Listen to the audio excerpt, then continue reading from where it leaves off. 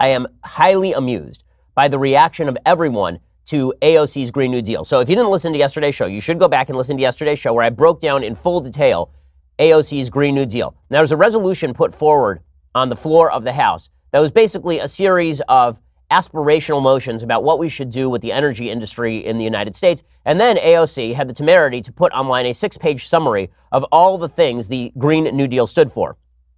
This was a very bad thing, as it turns out, because it turns out that AOC and her team have the combined brain wattage of a kumquat. The document is just astonishing. It is one of the worst political documents I have ever seen put together by human hands. It's incredibly stupid in every aspect. And yet, it was endorsed by every single top Democrat running for president of the United States. Cory Booker, Spartacus, he said, excited to join AOC and Senator Ed Markey on a historic Green New Deal resolution to address the peril of climate change and worsening inequality. Our history is a testimony to the achievement of what some think is impossible. We must take bold action now. And then for some reason, people started drumming in the background, just like in his campaign video. It was real weird. Senator Elizabeth Warren says, if we want to live in a world with clean air and water, we have to take real action to combat climate change now. I'm proud to join AOC and Senator Markey on a Green New Deal resolution to fight for our planet and our kids' futures because I want to paint with all the colors of the wind. Senator Elizabeth Warren. And then you had Kamala Harris, the brilliant newcomer from California who spends her days going after the Knights of Columbus and spends her evenings going after gang rape allegations against Brett Kavanaugh. She says, I am proud to co-sponsor AOC and Ed Markey's Green New Deal. We must aggressively tackle climate change, which poses an existential threat to our nation. And that wasn't all. There's one more. We also had Kirsten Gillibrand, who said, a Green New Deal is ambitious, it's bold, and I'm co-sponsoring this resolution with AOC and Senator Markey because it's exactly the kind of action it will take to conquer the biggest threat of our lifetime. Also, I'm against the resolution, but I'm also for the resolution. But I'm against the resolution and also for the resolution. Kirsten Gillibrand, with her typical savoir-faire and stolidity in support of her ideals. So all 4 senators who are currently running for president on the Democratic side endorse the Green New Deal. Bernie Sanders had nothing to say about it. He was busy presumably eating pudding. So all of them endorse this, and none of them apparently have read anything AOC has to say. And what's even more amazing is that the media have not asked any of them, do they support what's in AOC's actual statement? Remember, AOC sponsored it. Every single one of those tweets mentions AOC because she is the fresh face. So fresh, so face.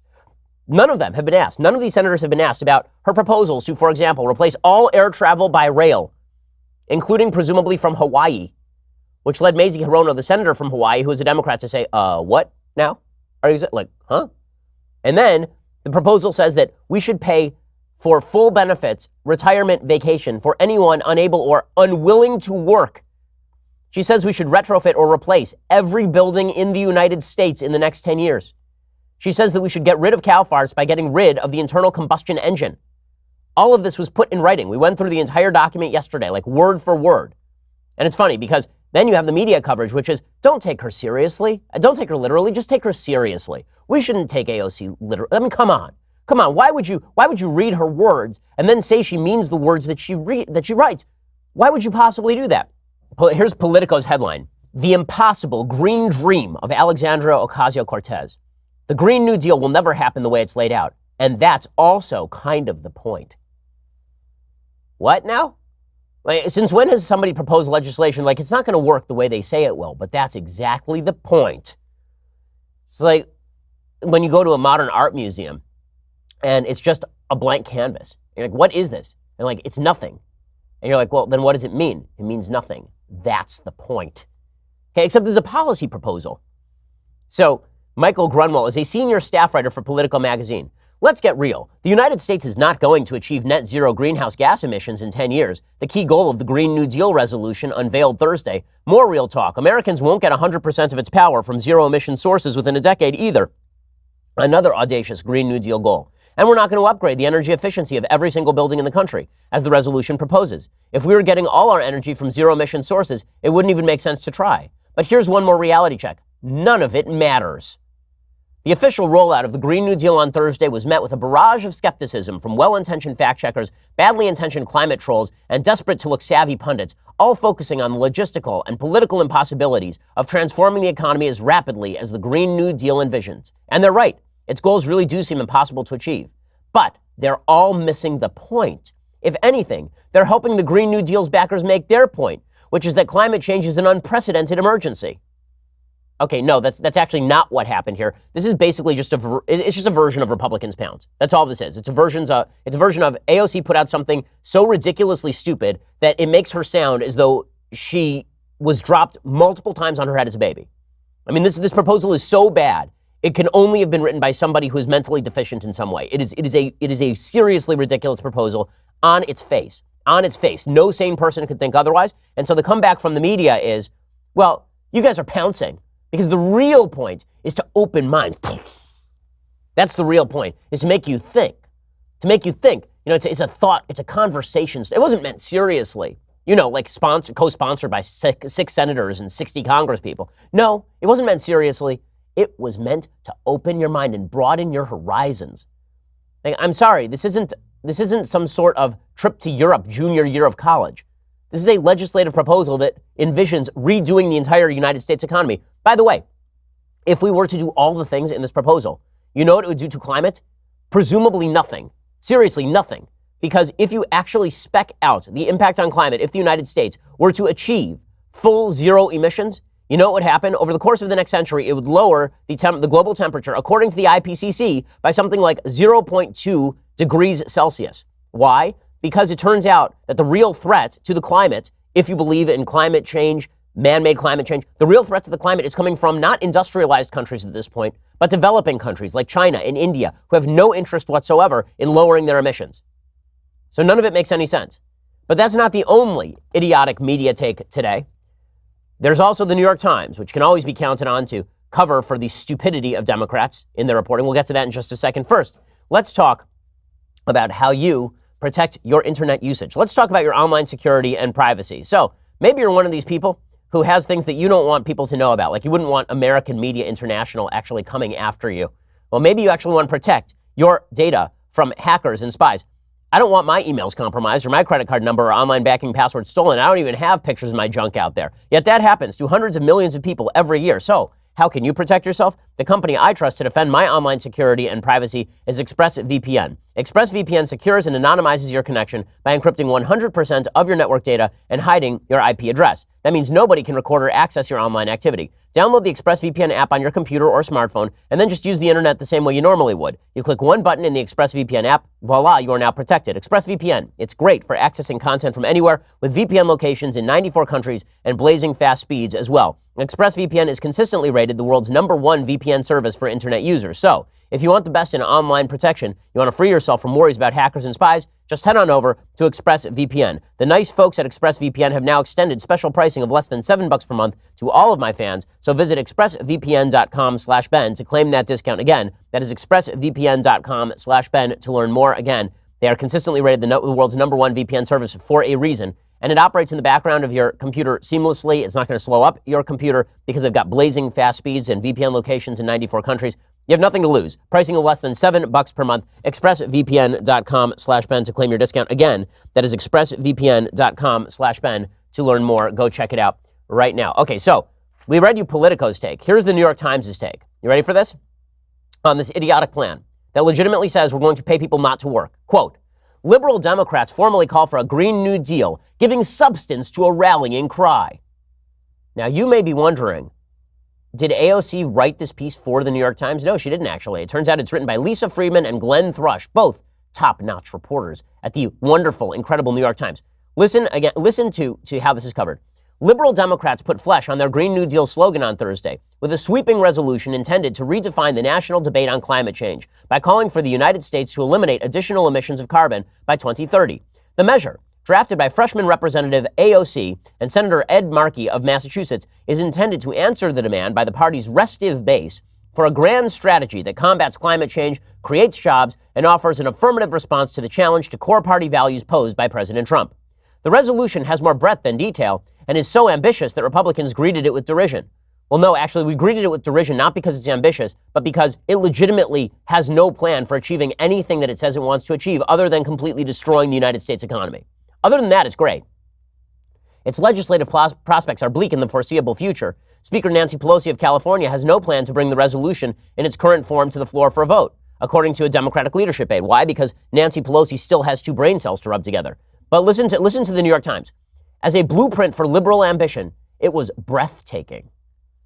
Imagine that Republicans said, we have a plan. Here's our plan. Full employment for everyone, taxes of 0, and abolition of 7/8 of the federal government. No details, just that. Do you think they would be talking about how it's breathtakingly ambitious? You think that's where that would go? It's breathtakingly ambitious? I mean, media bias is this is nauseating stuff. Nauseating. Now, it's hilarious is that the New York Times suggests that Miss Pelosi, Nancy Pelosi's on the wrong side of history. People online yesterday, it was delicious. I mean, it was so delicious, as Neon Taster put it, that it must be fattening.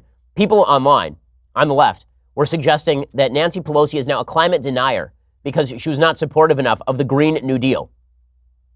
But the New York Times reports, Ms. Pelosi is likely mindful of her own past mistakes. A decade ago, she pushed the last major climate change measure hard, an ambitious bill to cap emissions of climate warming pollution. She got a cap and trade measure through the House. The next year, Democrats were swept from power. So now she's afraid, but she is letting her critics on the left know about her own past efforts and saying she's making climate change the flagship issue of her first speakership. Proponents of the Green New Deal insist that Democrats are unified.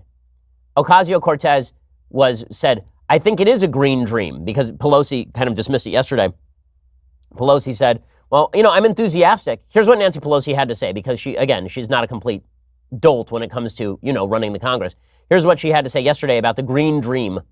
Is the Green New Deal proposal a useful baseline? Quite frankly, I haven't seen it, but I do know that it's enthusiastic, and we welcome all the enthusiasms that are out there. The Green New Deal points out the fact that the public is much more aware of the challenge that we face, and that is a good thing, because the public sentiment will help us pass the most bold common denominator, the bold initiatives. I'm very excited about it all, and I welcome the Green New Deal and any other proposals that people have out there. Okay, what she actually means there is, I don't welcome the Green New Deal. This is a very stupid thing, but I'm going to pretend to be enthusiastic because I don't want people yelling at me.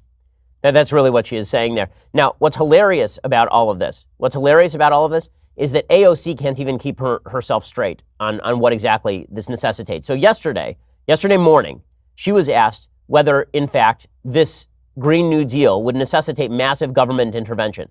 And again, for all the people out there saying that she is savvy and smart, I don't know what to tell you.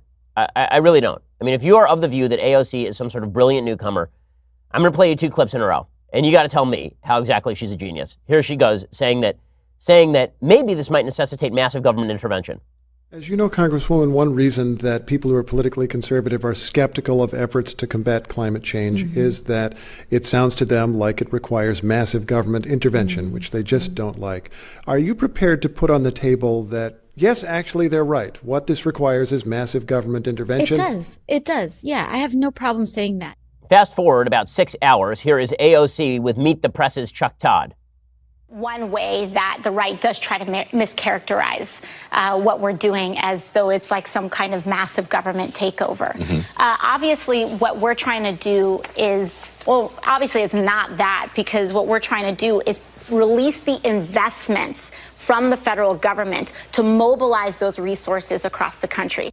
In the real world, we call that being a damned liar, right? I mean, we just call that being a liar. Like, within 6 hours, she goes from, sure, it's a massive government intervention. And then after the blowback, she's like, well, no, these Republicans, they're pouncing. They keep characterizing it as a massive government takeover. It's not a massive government takeover. It's a massive government intervention. But sorry, I shouldn't say that. It's not a massive government intervention. It's unleashing investment. It's unleashing investment. So we're all supposed to take her seriously. We're all supposed to pretend she's not a damn liar. She's a damn liar, because all you have to do is read the words on her own website, which were so stupid that her own campaign had to take them off her website. She memory holed her own 6-page proposal yesterday. But we're supposed to believe, according to the media, that it's an act of genius. And also, we are not supposed to ask Cory Booker, Elizabeth Warren, Kamala Harris, or Kirsten Gillibrand about any of the details in AOC's proposal. We're not supposed to ask them about that. I very rarely get angry at media bias anymore, because it's just a fact of the world. It's just like the sun rising every morning. But it is absolutely stomach-churning how disgusting the media are at their job. I'm talking about the mainstream media, who will not ask any one of the top Democratic nominees how they feel about things like partial birth abortion. They won't get an answer, a straight answer from any of the top Democratic nominees about what should happen with sexual assault allegations against Lieutenant Governor Justin Fairfax in Virginia. They won't ask any one of these top Democratic nominees if they believe that those unwilling to work should be paid for unwillingness to work, according to AOC's plan, or why they think AOC's plan is so brilliant. They're not going to be asked about a single detail to abolish air travel. They're not going to be asked about any of those things. Instead, we'll just get the New York Times assuming that it's a breathtakingly ambitious proposal. And if we look at the details, it's because we are not looking closely enough. It's because we are not looking closely enough. Because if you push away all of the details, if you push away the thickets of details of that 6-page proposal, what you get to is a gem of genius, which is that we should care. What absolute unbelievable horse bleep or cow fart. I mean, it's just...